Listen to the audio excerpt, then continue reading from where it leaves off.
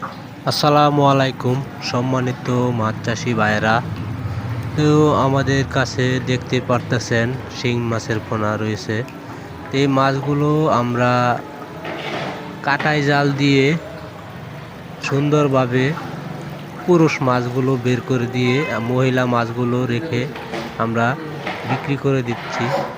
তো আমরা এই মাছগুলো সারা বাংলাদেশে হোম ডেলিভারি দিয়ে থাকি।